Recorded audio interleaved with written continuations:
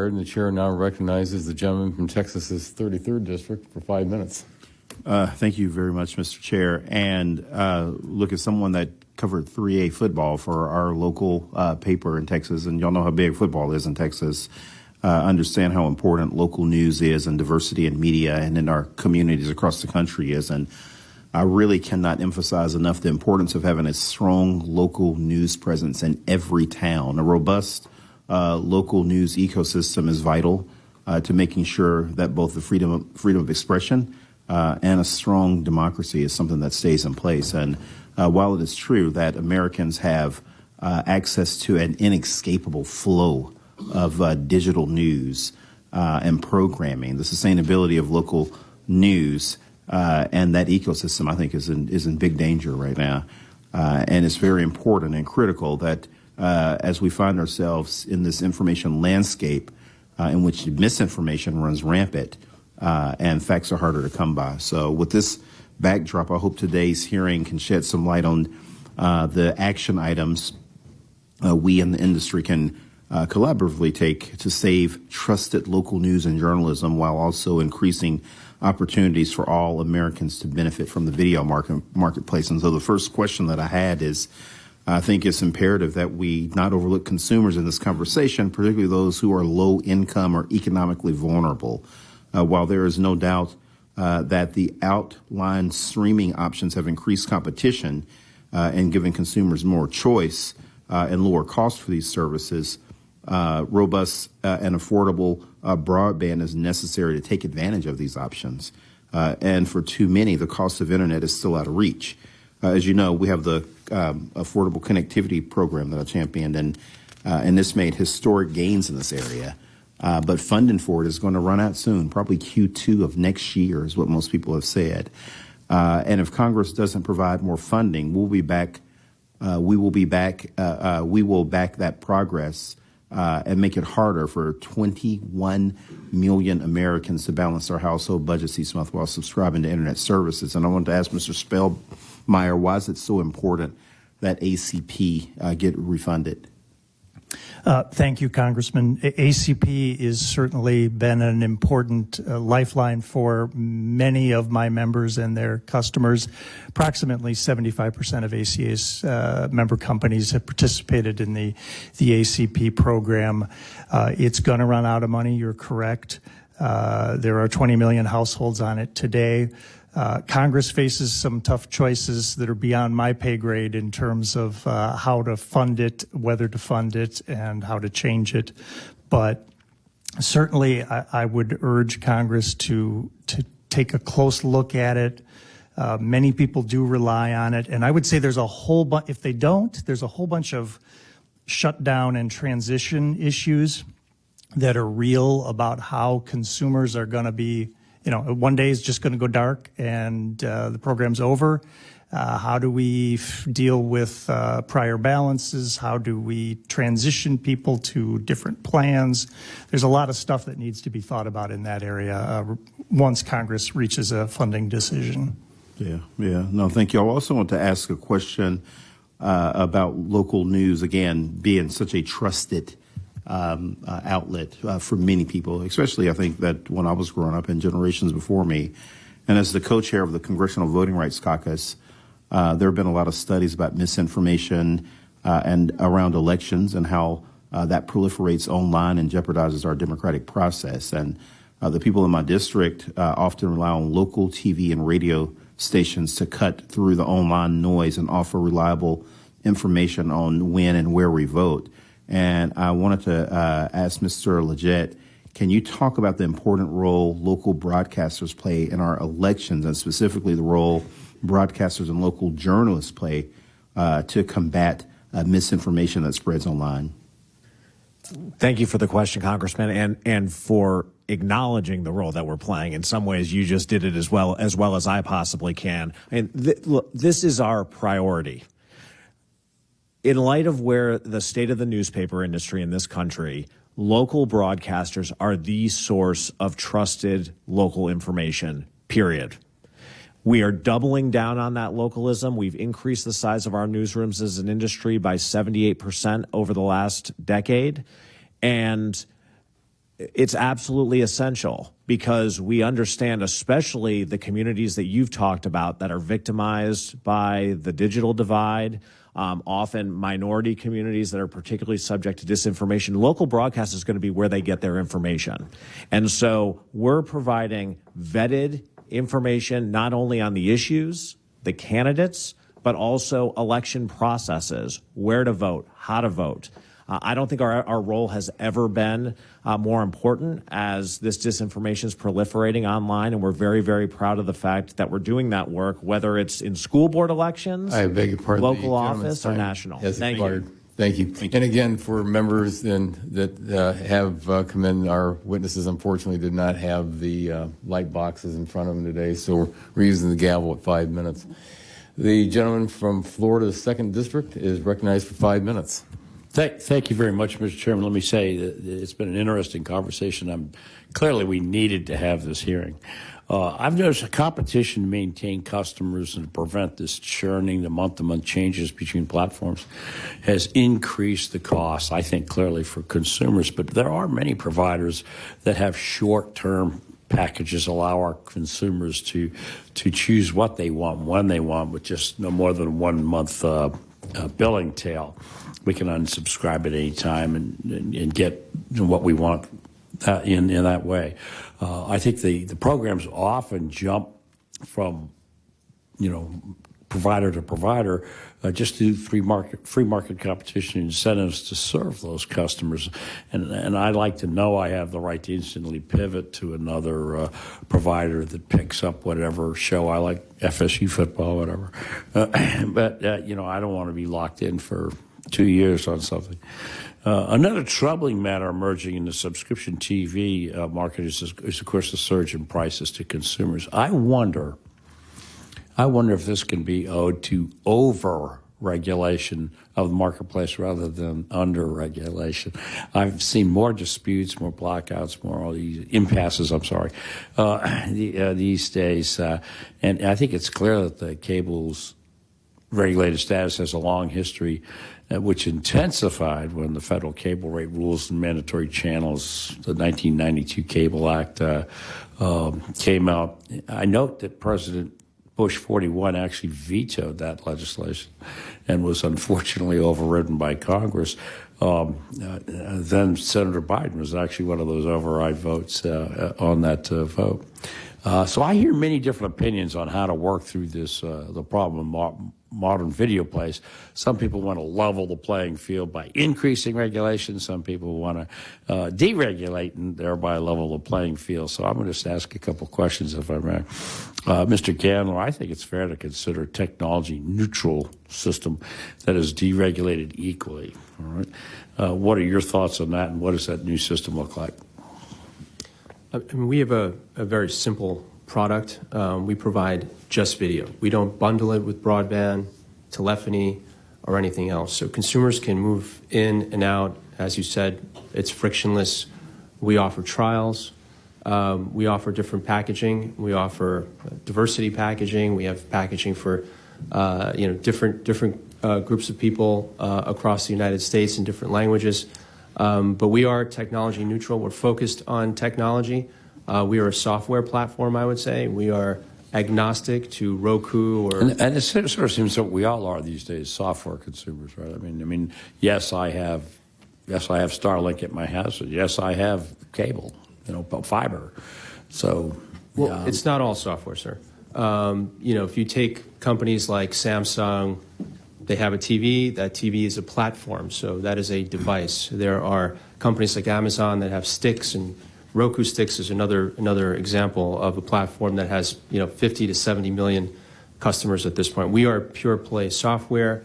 We move in your home. If you have multiple different TV sets or sticks, you can move seamlessly from programming. Fair to say that you're for deregulation. Correct, sir.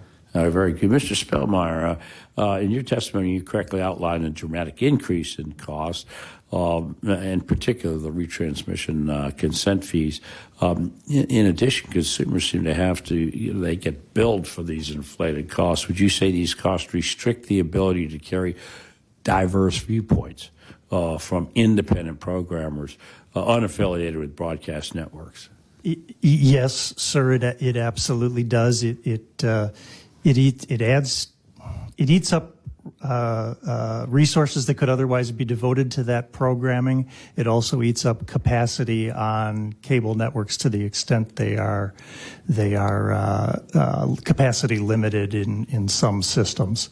And I would think add, you've actually addressed that as I sat here and listened, but I wanted to ask that no, question it's- because I wanted everybody to understand that I care about your answer to that. So that question in the remaining 27 seconds, Mr. Leggett. My district gets hammered by hurricanes occasionally, not since last week. My constituents depend on emergency alerts. Can you please talk about the broadcaster's role in that situation?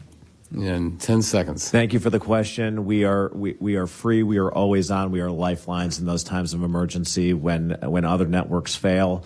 And frankly, I think deregulation in some areas will help us to do even more of that. Continued regulation in some others will also help. But importantly, I think it's premature for this committee to be thinking about legislation. The FCC has the ability to examine those regulations and make some of those determinations for the benefit of our ability to serve your constituents. Thank you very much, Mr. Chairman. Thank you again. I yield back. The gentleman's time has expired. The chair now recognizes the gentlelady from Florida's 3rd District for 5 minutes. Wonderful. Well, thank you, Mr. Chairman, for holding this important hearing today. Thank you to our witnesses for appearing before the committee. I actually am fascinated by this issue because it is so rapidly changing this environment that it's hard to keep up. And so, as a cord cutter myself, I just call me Twitter pated. I'm sure my staff loves that right now.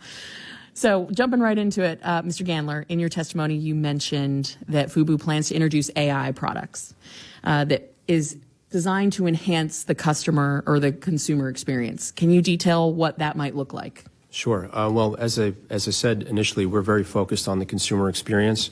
And one of the ways we gauge that is by the level of engagement with our product relative to any other product in the marketplace. And as I stated, we're roughly at about just over 100 hours per household of our product. So the goal with AI and machine learning is to better index all the programming, to better understand what people are watching, and to help with discovery of additional program, which I think will help as we create more channels. We have no capacity issues, so basically if we wanted to, we could have 400, 500, 1,000 channels that people can access at any given time.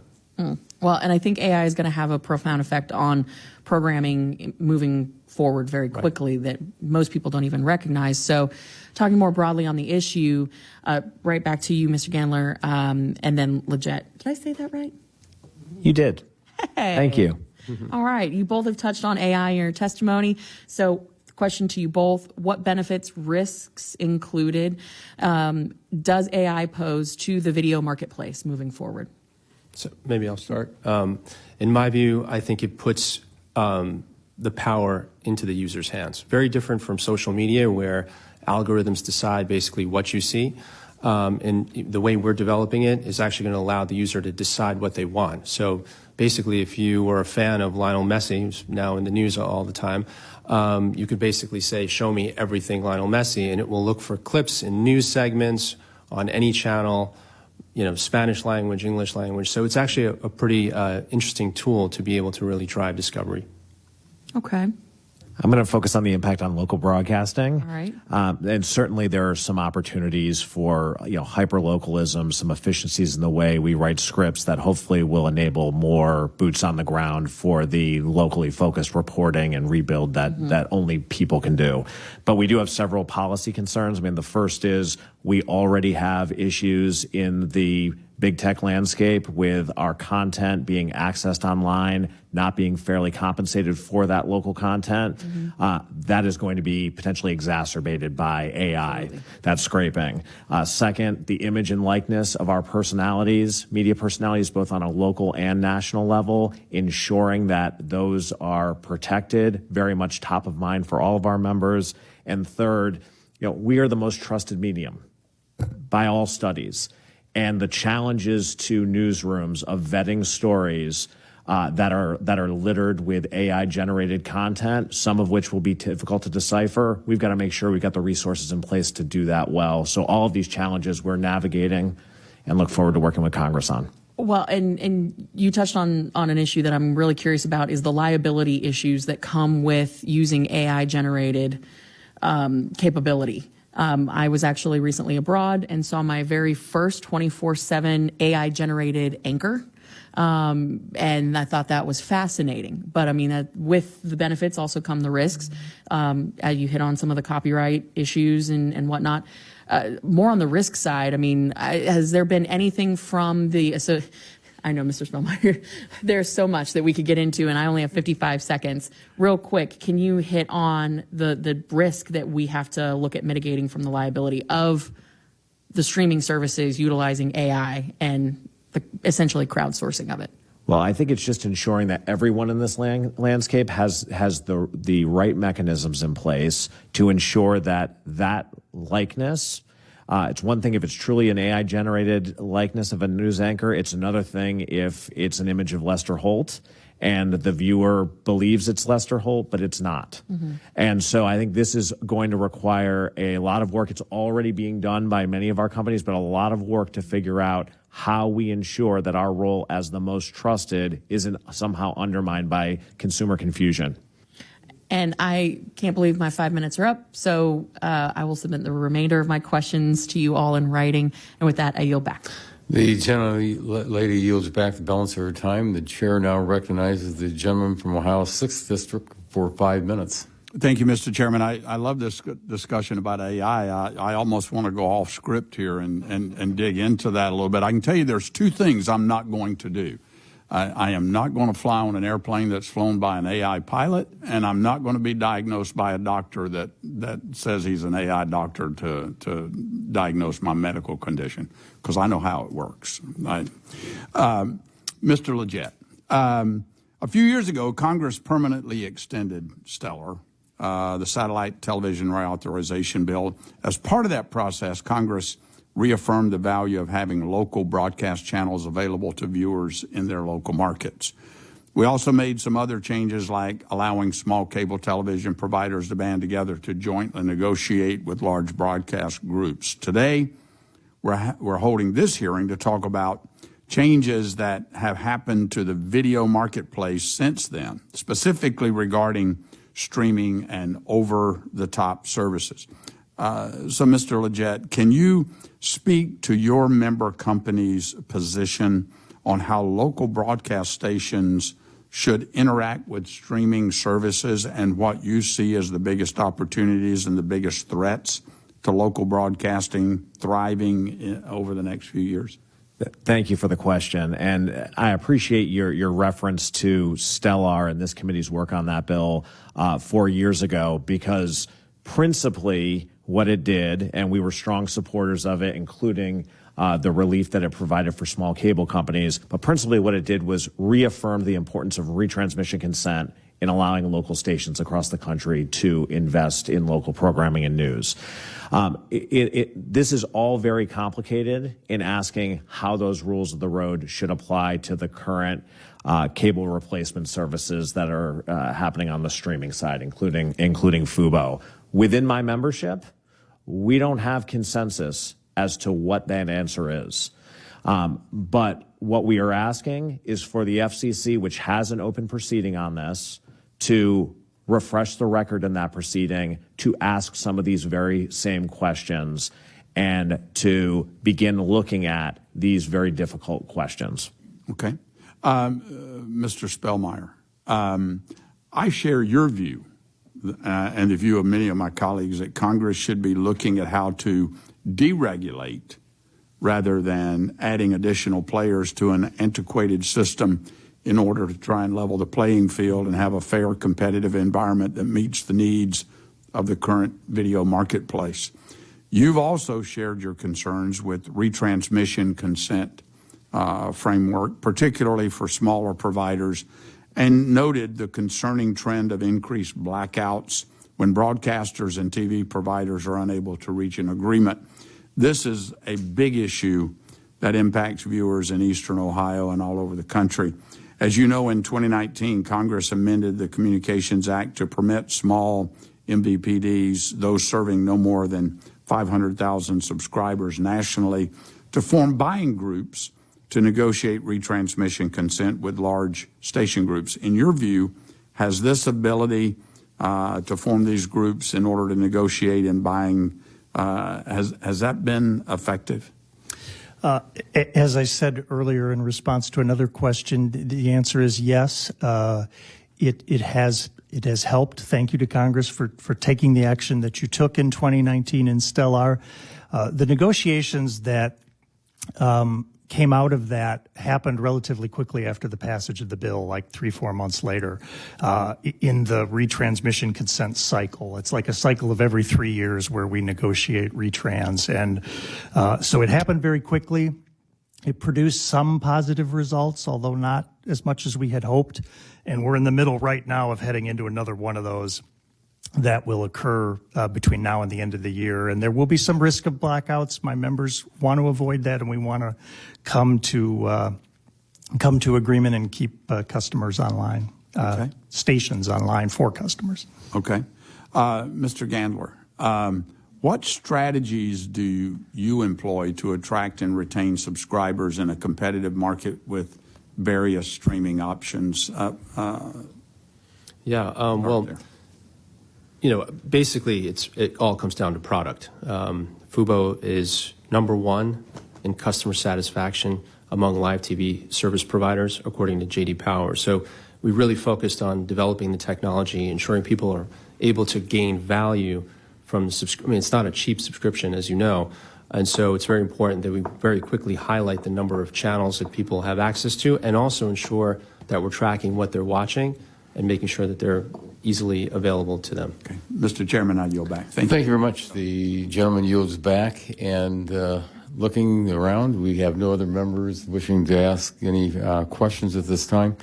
I want to first of all thank our witnesses. You can tell this has been a great hearing, and we said it was going to be educational. We need to get more information out.